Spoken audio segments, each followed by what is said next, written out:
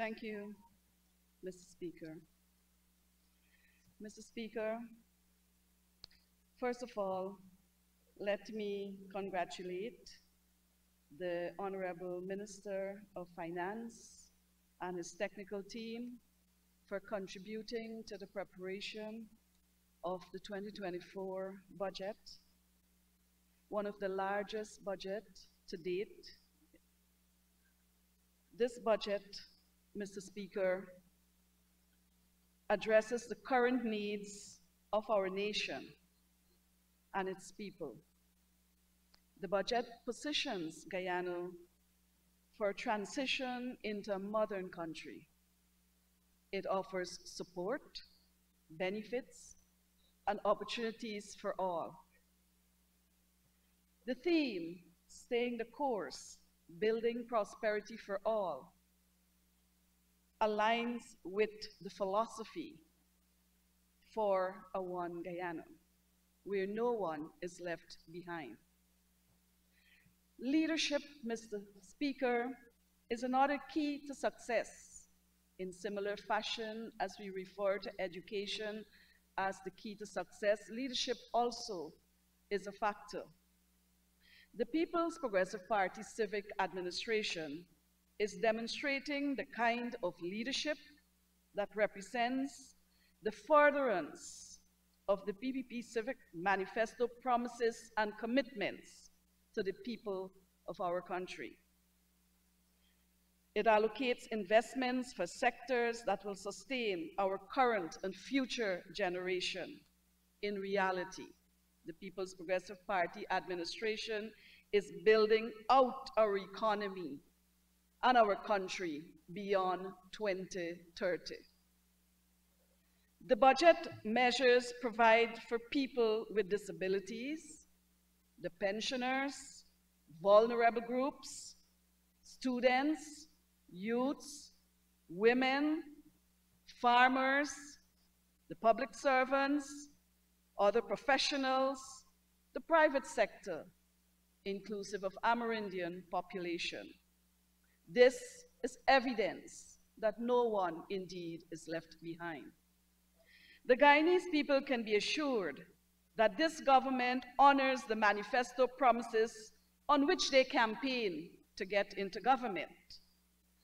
As such, the budget campaign on re-establishing the Because We Care grant to our school children, which was denied them for approximately 5 years. Mr. Speaker, the cash grant today has been increased to $40,000. Added to that, we have retained and continue to deliver school uniform assistance to the students all across this country, in both private and public schools.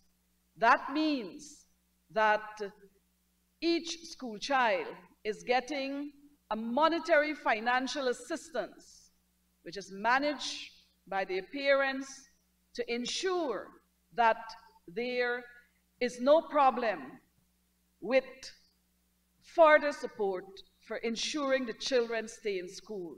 Mr. Speaker, it's not only about financial support, but it's also about the students having a hot meal. It's not only about casinos, it's also about strip clubs. And when we finish this budget debate, Mr. Speaker, I will find some time to meet him at his popular strip club and we'll have a discourse.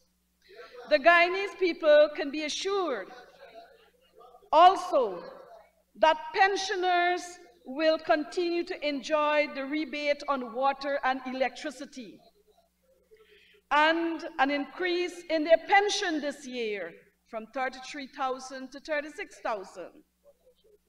Persons receiving support under the public assistance also receives now an increase from $16,000 to $19,000. Mr. Speaker, the public servants continue to enjoy increases under the People's Progressive Party civic government.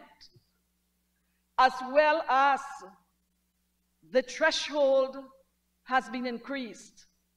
It means that people today, including workers and parents and families, have more disposable income at their disposal. So this talk about small increases, it was small in your time, and you even made it smaller when you took away the pensioners' rebate and support for your water and electricity. Mr. Speaker, Guyanese families do not have to fear the removal of cash grants from their children any longer. They do not have to fear, the pensioners do not have to fear that they will be unable to pay their water or electricity bill any longer. That is assured under the People's Progressive Party civic government. Mr. Speaker, vulnerable groups, benefits and support from the People's Progressive Party civic government is seen as excessive when they came into office. And that is why they trimmed the vulnerable group benefit and support during the last 5 years when they were in office, from 2015 to 2020. And they diverted those monies, Mr. Speaker, to add to their enhanced wannabe bushy lifestyle. That's what they did with the money. Mr. Speaker, Guyanese are wise. They've always been wise. And no amount of love verbally expressed in this House by the APNU, AFC parliamentarians will ever get under the skin of the Guyanese population and the electorate. And that is why you will remain where you are in the opposition for a very long time. Mr. Speaker, as I turn my attention to Amerindian development, this year, if you look at a glance of the budget, and it's available publicly, you will see that $800 million is allocated for land titling. Mr. Speaker, $100 million will be also allocated for the hosting of the NTC meetings. And I'll get to the details as I go along. $3.4 million for the continuation of the presidential grant to villages. $1.2 billion for youth. Mr. Speaker, under the YEEP, or the popularly known CSO program. $147 million to promote Amerindian culture, heritage, traditions, and contribution to this nation. $100 million to support our scholarship students. And this is another way which our government continues to support the families, the household.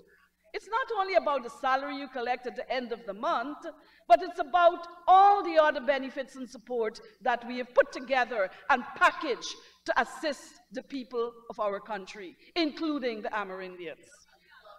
Unlike the APNU, AFC, who have abandoned their manifesto promises to the people and to the nation, the People's Progressive Party has stayed the course with respect to fulfilling manifesto promises on which we campaign. And the results is there to see.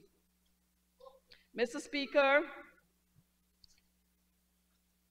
land titling. The People's Progressive Party civic government is committed to protecting indigenous land rights and is demonstrated by designing and implementing the Amerindian land titling project. It is our government that has established that project. This year, as I mentioned before, $800 million will be used.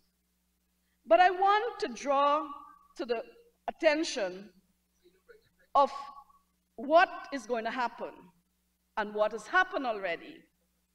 Immediately upon resumption of office by our government, the land titling program was reactivated.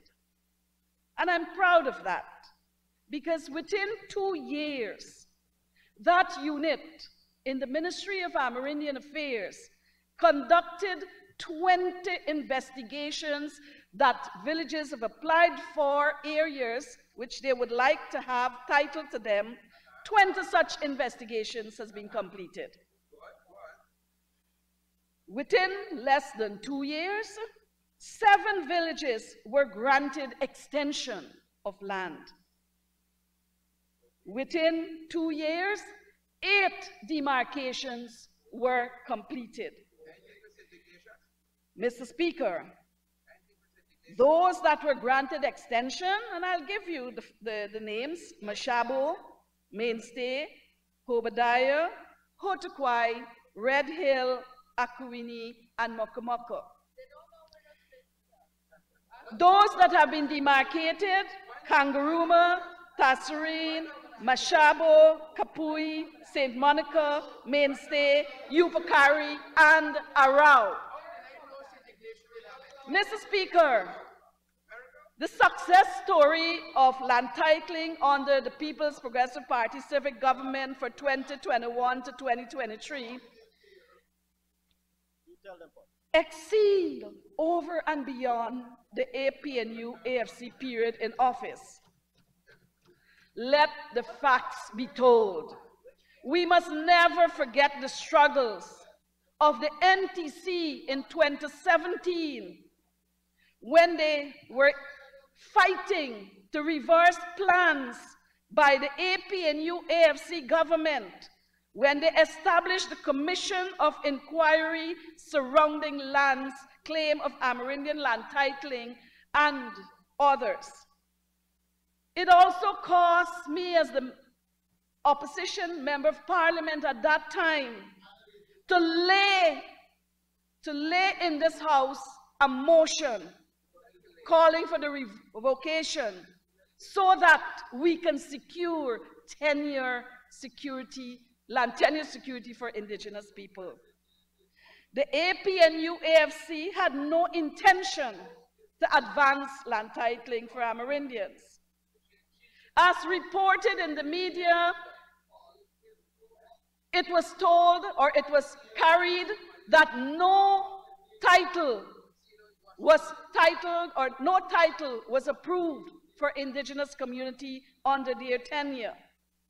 And my colleague, Yvonne Pearson, the honorable member, made it quite clear that when they boasted about Upakari being titled onto them and the extension, it was work done that when they unceremoniously remove the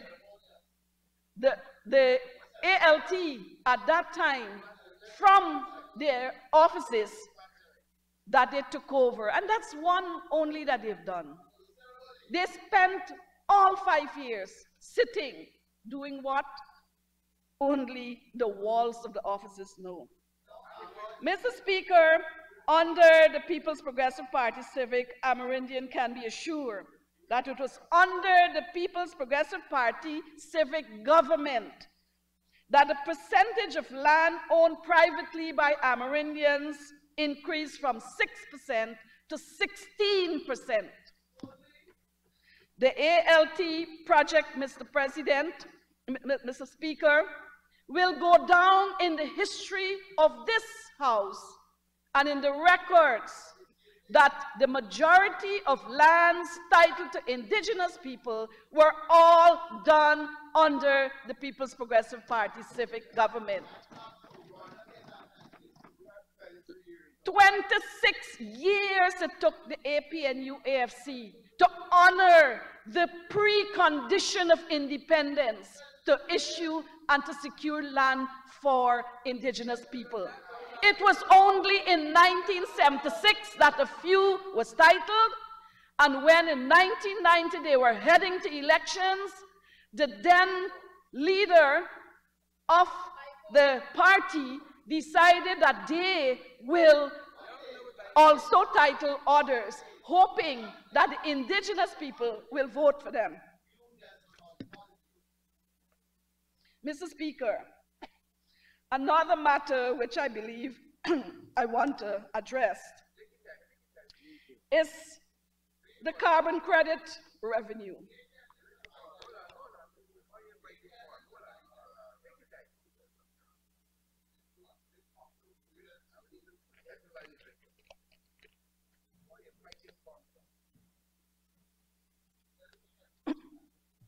Guyana finalized, following the return of the PPP civic government to office in August of 2020, and after an extensive national consultation, the PPP civic administration expanded the LCDS initiative of 2009 to 2030. Guyana finalized its first commercial sale contract with S Corporation for the sale of carbon credit. And this is a first for a small developing country. The multi-year agreement is for 37.5 million RED Plus jurisdictional carbon credits, consisting of 2.5 million credit per year for each year from 2016 to 2030, with payments for these credits starting in December of 2022 and ending in 2032. The agreement covers about a third of Guyana's current anticipated credit issuance. Guyana is now once again able to advance and to move to phase 2 of our strategic plans.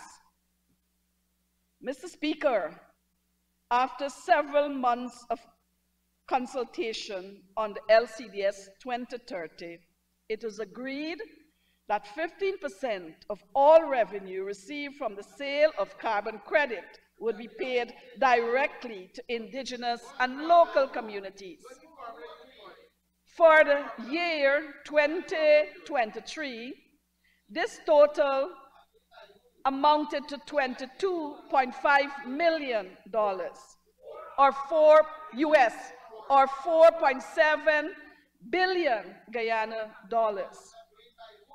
Mr. Speaker, the full endorsement for this was registered at the February 2023 meeting of Amerindian leaders, following 2 years of consultation prior.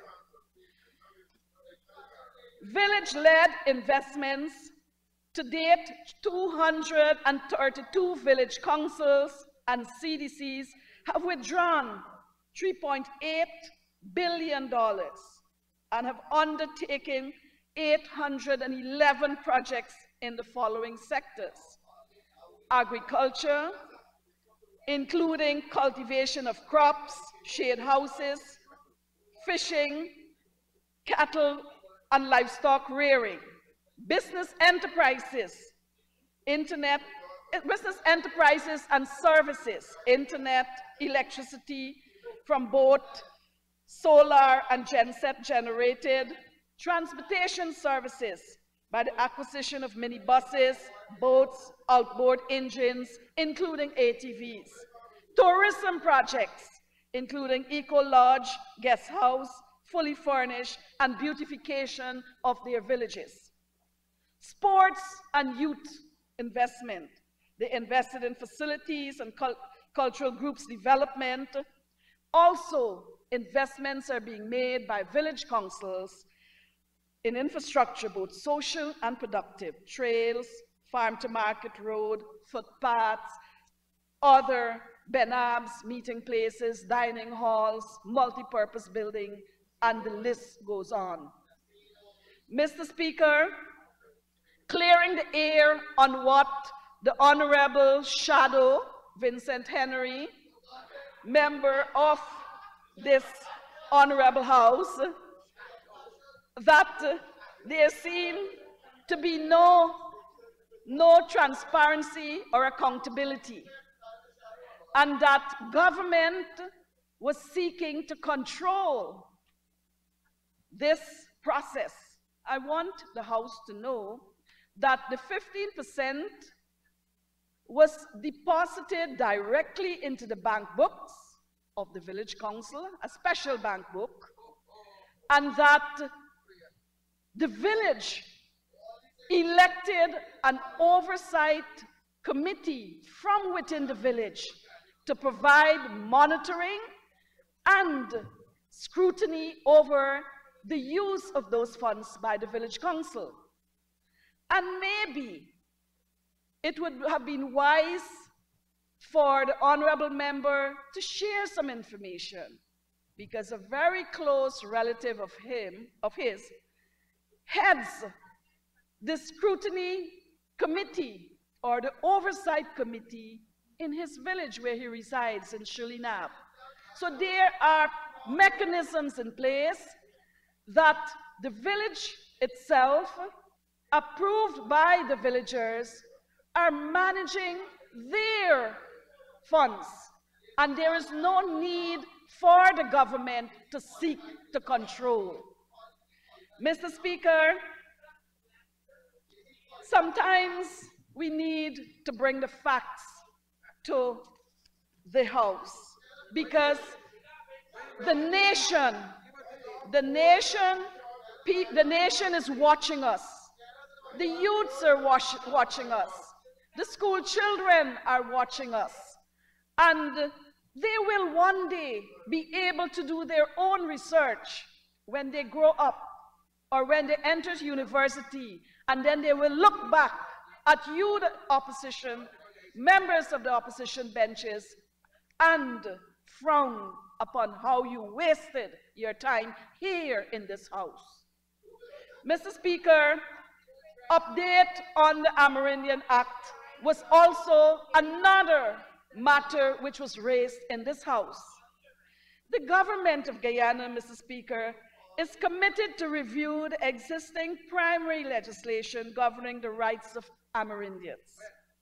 This exercise is being executed in collaboration with the NTC and supported by the Auditor General's chambers. The review process began with the training of 54 facilitators, 14 NTC executive members, 25 CDOs, 5 MDOs, 15 CSOs, including, Mr. Speaker, 3,663 Amerindian leaders and residents in the location where these trainings were being conducted. Mr. Speaker, trainings were conducted in Region 2, 3, 4, 7, 8, and 9.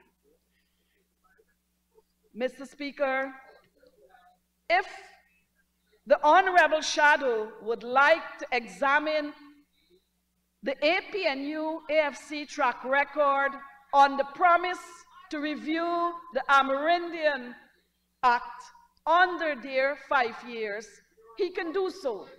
Because in 2017, 2018, 2019, and early 2020, $100 million was spent, and there is not a single report on it. Mr. Speaker, they could not produce a report because, Mr. Speaker, when they turn up to villages, there was like 3 persons sitting on a pavilion that has heard about their visit. And I can give you the experience of Camarang consultation. My colleague who comes from the Upper Mazaruni, Parima village, at that time, he was also a sitting member of his village council. And when the team that was paid $100 million turned up at Camarang, the Tushaus got notice just prior to the arrival and told them very blackly that we cannot speak, we cannot discuss, and we will not consult, because you can't come here. I'm not lying, sorry. I'm not misinforming this House, but they could not discuss. because it was not a consultation. People came with perceived ideas of what they would like to do. Mr. Speaker, youth development. Under the Ministry of Amerindian Affairs, we pay particular attention to addressing the challenges of indigenous youths. Mr. Speaker, the matter of the CSO once more surfaced in this House, and Mr. Speaker, we had cause to circulate in this House a CD. Maybe we shouldn't have done it, but to clear the air once and for all. The CSOs were employed, engaged by our government, and they were paid up to April. They were not dismissed. In fact, we paid them every 3 months. But because it was campaign time and May was elections, we could not have paid them any longer, to June or May to June. It would have been the obligation of the incoming government to do so. So, Mr. Speaker, let him produce the check. Just produce the check. We were not in office to cancel any check. And the CD is right here. Mr. Speaker, if you would like me to read it, but they have it, I will not read it. But I'll tell you what, if you had any interest in the young people, in young indigenous youths across this country, particularly those in the hinterland, if you had an interest in them, you would not have disengaged them. 1,972 young people were sent home in June without pay. They were not paid for May, neither June, and they were told not to come to work in the month of July. Mr. Speaker, if you raise this matter again in this House next year, I'll bring the other letter which disbanded them. Mr. Speaker,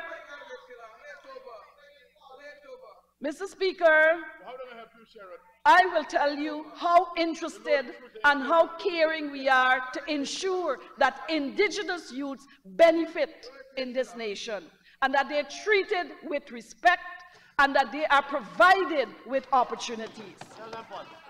My colleagues before spoke about how they are benefiting in the various hinterland regions on the goal scholarship. Also, they have said how many secondary schools that they will build, that this government will continue to build, to expand the access of secondary education to growing school children. But I will concentrate on what the Ministry of Amerindian has invested over the last 3 years. Mr. Speaker, we have invested thus far $3,468,400,000 that went into the pockets of the young CSOs that are engaged under the project. This means, Mr. Speaker, that an additional $3.4 billion circulates in the hinterland, in the Amerindian villages. It means that the shops, the village shops, are able to find business. It means that young people can provide additional items and services that they may need. It also provides them with an opportunity to have experience at governance, tourism, forestry, education, and also to ensure that they understand how important it is to be part of community development. And not only that, Mr. Speaker, but funds were also expended to train them in the community and the honorable member has left, but the majority of the training that is taking place for the CSO is conducted at Beena Hill Institute. Mr. Speaker, this government has made Beena Hill Institute the primary location and venue for training CSOs. We have to thank ourselves because the Beena Hill Institute for the information of this House is fully funded by the government. It may have a genesis in community initiative, but the government pays the administrative staff, it pays for the administration and operation of that institution, it pays for the meals of the students who go there, it pays for their project when they have livestock or vegetable farm. Honorable Minister, it pays for us to look at the time. You'd need an extension to conclude. Mr. Speaker, I thought the Honorable Member Sher Duncan was going to move that motion.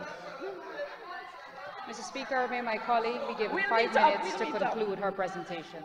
Thank you very much, Honorable Minister. You had 3 persons rising for you for such an interesting presentation. We'll meet up. Go ahead. Mr. Speaker, we continue to support villages with the presidential grant. That has been a very useful source of funding for villages to address mini and micro projects that they would like to enhance their villages with. Mr. Speaker, every year, and I want to raise this matter here about unfair grant distribution. Whether it is grant for school children, everyone gets. Whether it's grant for support when there is some disaster like flooding or long drought season, every household gets. Mr. Speaker, so when it comes to presidential grant, every village gets. No one is left out. Mr. Speaker, presidential grant, 233 villages annually implement projects using funding under the presidential grant. Mr. Speaker, I want to talk a little bit about the NTC. The NTC, Mr. Speaker, is the representative, the legitimate elected representative of the indigenous people. And I want to tie this in with the Honorable Minister, the Honorable Shadow, Mr. Vincent Henry, question about and comment about how the Minister of Amerindian Affairs is upstaging the APA meetings. I didn't know I was that powerful. However, Mr. Speaker, we have no intention of upstaging anyone's meeting. If they're advocates, they have a role to play. But they must be advocates in a factual way. And when they divert from the facts, this minister will respond to them. Mr. Speaker, the NTC is the highest governing body which comprises of all elected officials. And our government is a partner with them. Guyana is the only country worldwide that sits an entire week to discuss, to have conversation, to dialogue, and to engage with the indigenous leaders who engage government on behalf of their people. Mr. Speaker, our government does not only meet the leaders in the city, but leading from the front. His Excellency goes on outreaches where he meets directly and listens to the people from the various villages. Our cabinet is a cabinet that conducts outreaches. Mr. Speaker, so we will continue to support the NTC, and we should pat ourselves on the back, but we don't beat our own drums.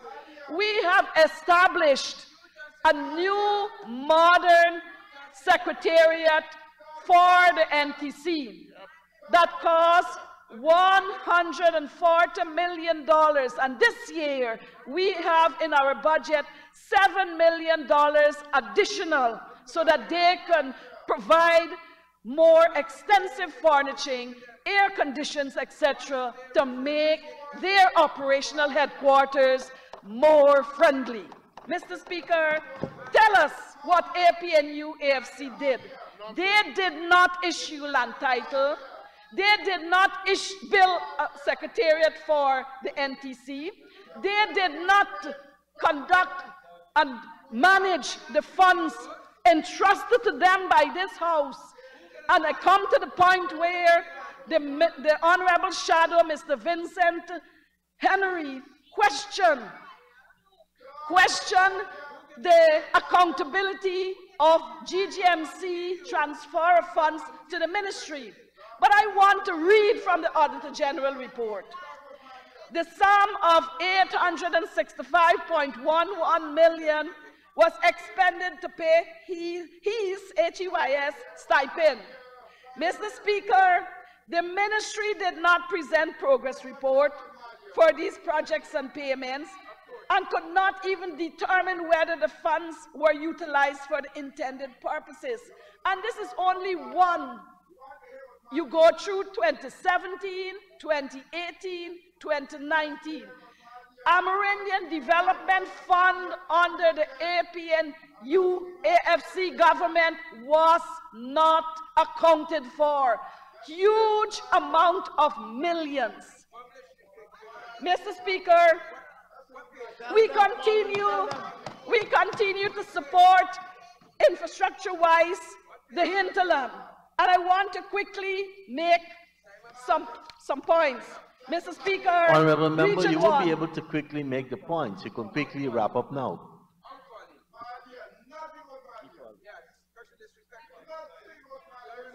Mr. Speaker, I would want to say that Guyana's economy, Guyana's people should expect from the People's Progressive Party a prosperous and modern country. Oh yes. Oh yes. This budget is furthering the activities that is setting the pace for our country to be a shining star in our hemisphere. Well said, Pauline. Mr. Speaker, Well said. I would like to add support and to ask this House to support this budget. It is a budget that has everything for everyone. Well said, Pauline. Excellent. Excellent. Excellent. I don't want to hear it. Tell them. Thank you very much.